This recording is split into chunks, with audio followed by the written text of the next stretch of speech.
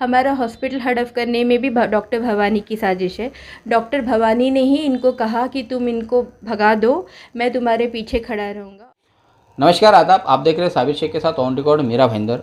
Meera road के Ramdev park में कोहर अस्पताल जो चलाया करते थे वो मैनेजमेंट के जो जिम्मेदार है कश्मीरा गोस्वामी, जिन्होंने ईओडब्ल्यू में थाना ईओडब्ल्यू में शिकायत की है। उस शिकायत के आधार पर 9 लोगों के खिलाफ में मामला दर्ज हुआ है। करीब 12 अलग अलग धाराएं हैं आईपीसी के, उसके तहत सभी 9 आरोपी इस वक्त पुलिस के मुताबिक फरार बताए जा रहे हैं। ये लोगों की कोशिश जारी है कि उन्हें किसी तरह से बेल मिले।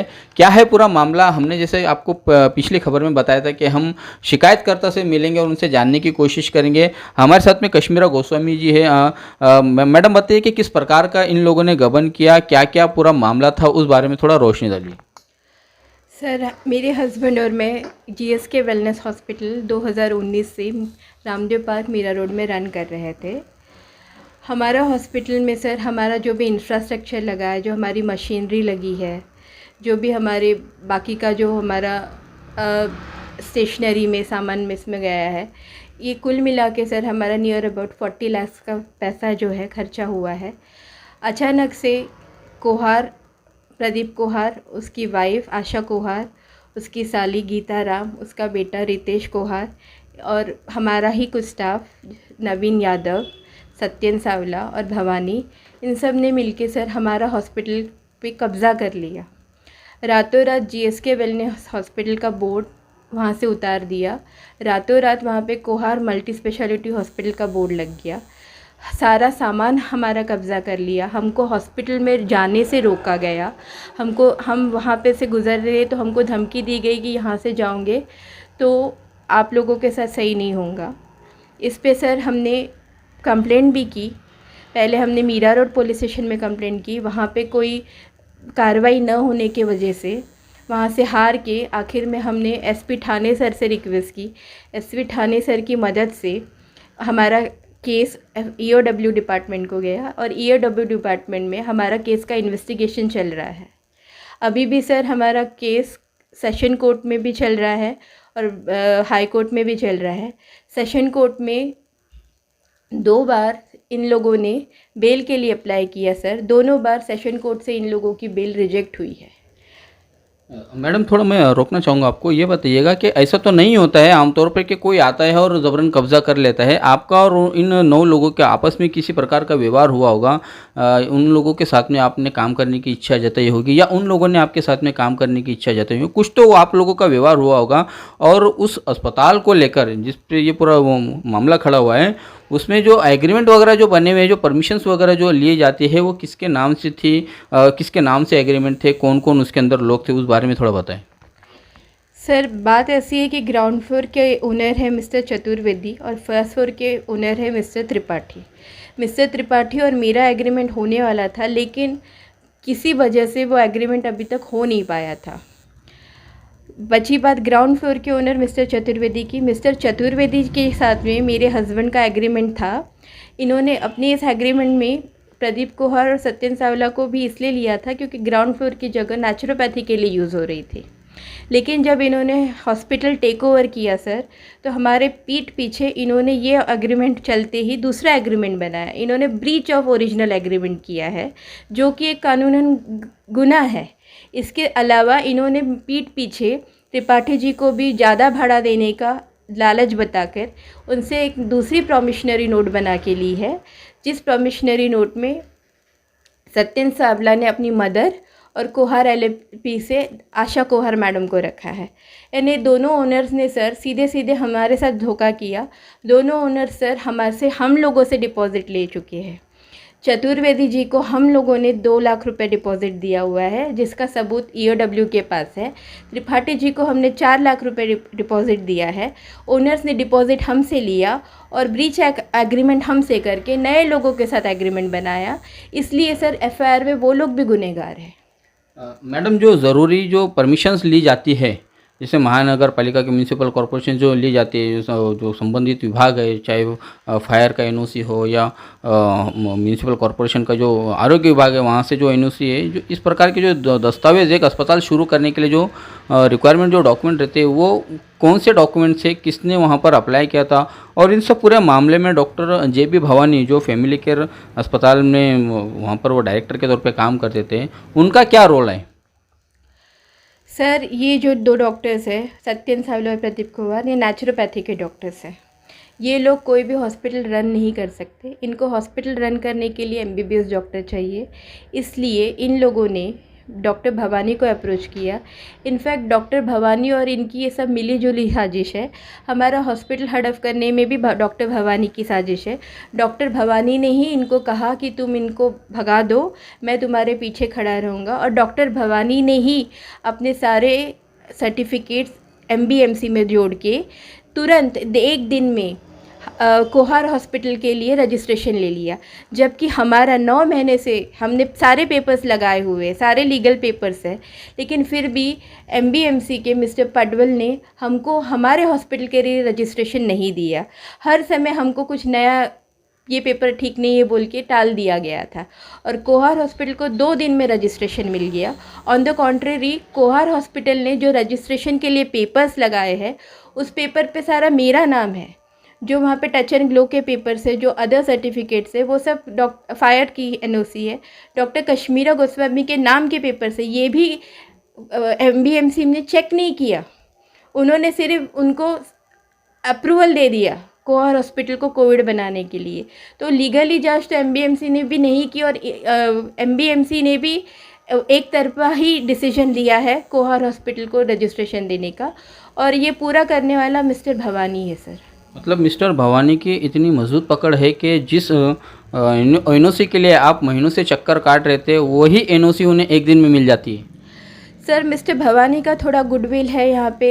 ये जो बैठते हैं डायरेक्टर बन के फैमिली केयर हॉस्पिटल का, अभी फैमिली केयर हॉस्पिटल भी कोविड हॉस्पिटल बन गया है। इस वजह से थोड़ा सा उनके पॉलिटिकल रिलेशन हो गए हैं। तो उन्होंने अपनी गुडविल और पॉलिटिकल सपोर्ट दोनों का इस्तेमाल करके एक दिन में सर, जो हमारा हॉस्पिटल था उसका नाम चेंज करके कोर हॉस्पिटल बना के उसका रजिस्ट्रेशन ले लिया। मैडम, आखिरी सवाल का जवाब दीजिएगा। मीरा रोड पुलिस स्टेशन में जब आप गए तो वहाँ से आपको किस तरह का रिस्पांस मिला? कितनी आपको कड़ी मशक्क़त करना पड़ी ये एफआईआर दाखिल करने के लिए, और इस एफआईआर की जांच ईओडब्ल्यू कर रहा है, इसके पीछे क्या कारण हो सकता है? Sir, Mira road police station में हमारी एफआईआर ली ही नहीं गई। जब भी हम जाते थे मीरा रोड पुलिस स्टेशन में, हमको बोला जाता था कि हाँ, हम कुछ कर रहे हैं, आज दूसरा मैटर चल रहा है, कोविड है, आज तीसरा मैटर चल रहा है, हम आपकी कंप्लेंट पे ध्यान देंगे। 3 महीने हो गए थे sir, Mira road police station ने हमारे कंप्लेंट पे ध्यान ही नहीं दिया। इनफैक्ट हम उनको 3 बार स्टेटमेंट दे चुके थे। एक बहलाने के लिए वो हमको बोलते थे कि यहाँ पे स्टेटमेंट दे दो, हम आपकी बात सुनेंगे।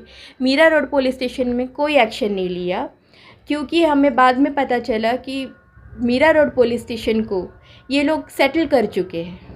इन लोगों ने अपने पॉलिटिकल प्रेशर से मीरा रोड पुलिस स्टेशन को सेटल कर दिया है। मीरा रोड पुलिस स्टेशन वाले हमको एंटरटेन नहीं कर रहे हैं। इसलिए थक हार के हमने थोड़ी बहुत पहुँच निकाल के एसपी राठौड़ थाने रूरल में जाके उनसे शिकायत की। जबकि एसपी राठौड़ सर ने इस केस की इन्वेस्टिगेशन देखी, इस केस की बारीकी देखी, तो उन्होंने लगा कि शायद इस केस में कुछ अलग पहलू है। उन्होंने खुद से ये केस ईओडब्ल्यू में दिया, और अब से ईओडब्ल्यू में ये केस चल रहा है, इसका इन्वेस्टिगेशन हो रहा है। इस इन्वेस्टिगेशन में करीब 2 से 3 महीने का वक्त गुजर चुका है। किस तरह का डेवलपमेंट है, किस तरह की पुलिस ने रिकवरी की है, और साथ में ये भी मैं जानना चाहूँगा कि क्या क्या आप लोगों का उस अस्पताल में सामान था, वो जो मशीनरी थी, उसकी इस वक्त क्या परिस्थिति है? सर, जब इन लोगों ने हमारे हॉस्पिटल का कब्ज़ा कर लिया, हमको एंट्री ही नहीं मिली हॉस्पिटल में। उसके बाद में जब हमारी एफआईआर दर्ज हुई ईओडब्ल्यू के थ्रू, और जब हम पंचनामा करने गए ईओडब्ल्यू टीम के साथ, तब मैंने कब्ज़ा होने के पहली बार अपना हॉस्पिटल देखा। तब मैंने देखा कि बहुत सारी चीज़ें जो है वो जगह पे नहीं है। बहुत सारी जो हमारी इम्पोर्टेंट मशीन्स थी, जो मेरे हस्बैंड पीडियाट्रिक केयर यूनिट चलाते थे, वो मशीन कचरे में रख के कंडम कर दी गई है कि अभी वो पूरी तरह यूज़ ही ना हो सके। और इन लोगों ने ओटी की भी बहुत सारी चीज़ें हटा दी है। हमारा जो वेंटिलेटर मशीन थी, जो यहाँ पे जीएसके हॉस्पिटल में रनिंग थी, वो यहाँ से उठा के फैमिली केयर हॉस्पिटल में रखवा दी है। तो इस तरीके से सर हमको तो पूरा हिसाब में नहीं मिला। हम तो सिर्फ पंचनामा के दिन गए थे, वो भी पुलिस टीम के साथ में गए थे।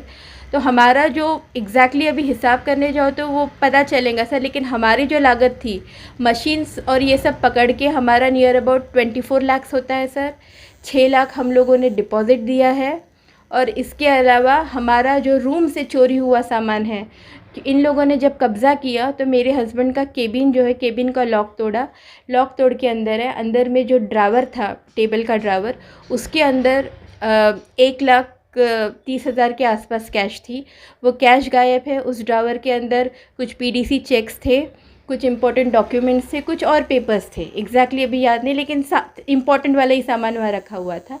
इसके अलावा उनके केबिन में उनका जिस तरीके से रखा हुआ था, पीडियाट्रिक जो एक थर्मामीटर होता है, स्टेथोस्कोप होता है, बाकी के जो उनके मेडिकल इक्विपमेंट्स थे, इसकी भी 1.5 लाख तक की कीमत है सर। ये सब उन्होंने तोड़ के अंदर आए थे। तो ऐसा पूरा इवैल्यूएशन ईओडब्ल्यू टीम ने किया है, तो इसका कुछ 37,60,000 तक खर्चा हो रहा है। ये इवैल्यूएशन ईओडब्ल्यू टीम ने ही किया है सर।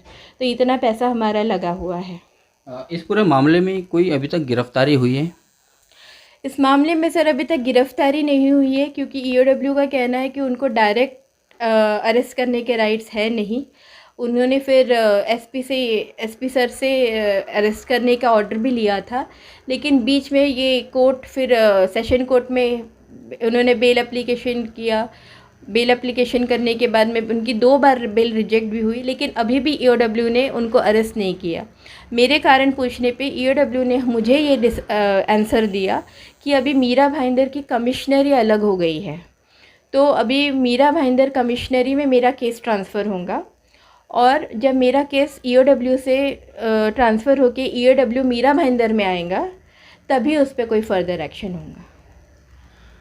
यह है कश्मीरा गोस्वामी, जिन्होंने बताया कि किस तरह से उनके अस्पताल को कब्जा कर दिया गया। एक ही दिन में उस अस्पताल की महानगर पालिका ने एनओसी भी दे दी। ये बड़ा सवाल खड़ा होता है डॉक्टर पटवाड़ पर। खुद कश्मीरा गोस्वामी ने उन पर सवाल उठाया कि जिस एनओसी के लिए वो महीनों से लगातार चक्कर काटते आ रहे थे, वो एनओसी उन्हें नहीं मिल पा रही थी, उन्हें टाला जा रहा था। लेकिन भवानी जो फैमिली केयर अस्पताल के डायरेक्टर थे, उनको एक दिन में ही मिल जाती है। ये डॉक्टर पटवाड़ पर भी एक बड़ा सवाल उठता है। साथ में ही जिस तरह से यहाँ पर घपला किया गया, जिस तरह से गबन किया गया, इसकी शिकायत उन्होंने मीरा रोड पुलिस स्टेशन में जाकर की, तो मीरा रोड पुलिस स्टेशन से उन्हें प्रॉपर रिस्पांस न मिलने के चलते और राजनीतिक दबाव के चलते आरोपी की वहां पर मदद गई, इस तरह का आरोप भी कश्मीरा गोस्वामी ने लगाया है। मीरा रोड पुलिस स्टेशन से न्याय नहीं मिला, तब कहीं जाकर उन्हें थाना एसपी रूरल शिवाजी राठौड़ के पास जाकर गुहार लगानी पड़ी। लेकिन बड़ा सवाल अब ये उठता है कि ईओडब्ल्यू क्यों इस पूरे मामले की जांच कर रहा है? क्या कारण है कि मीरा रोड पुलिस स्टेशन को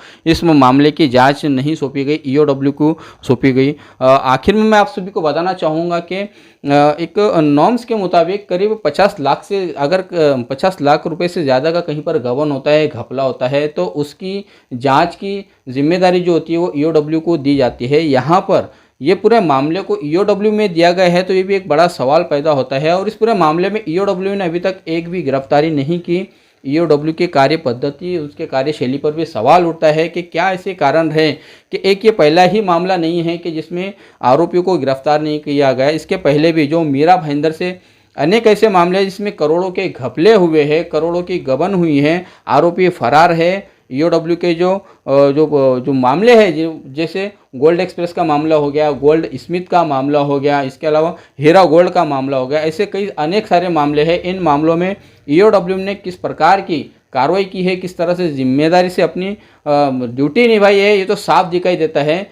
आखिर में मुद्दे की मैं बात बताना चाहूँगा कि जैसे इन्हें बताया गया है कि कमिश्नरेट चालू होने के बाद में जब यहाँ पर ईओडब्ल्यू काम करना शुरू करेगा, तब इनके केस में डेवलपमेंट होगा, प्रोग्रेस होगा। तब तक ईओडब्ल्यू क्या करेगा? क्या इस मामले में आरोपियों को कोर्ट से बेल मिल जाएगी, या उन बेल के लिए ईओडब्ल्यू मेहनत करेगा कि उनकी बेल किसी तरह से रिजेक्ट हो? क्या यहाँ पर ईओडब्ल्यू अपनी जिम्मेदारी निभाएगा कि आरोपियों को गिरफ्तार करके उन्हें जेल की सलाखों के पीछे धकेला जाए। आने वाले समय में पता चलेगा। आप देख रहे हैं आरिफ कुरैशी और साबिर शेख के साथ ऑन रिकॉर्ड मेरा भाईंदर। धन्यवाद।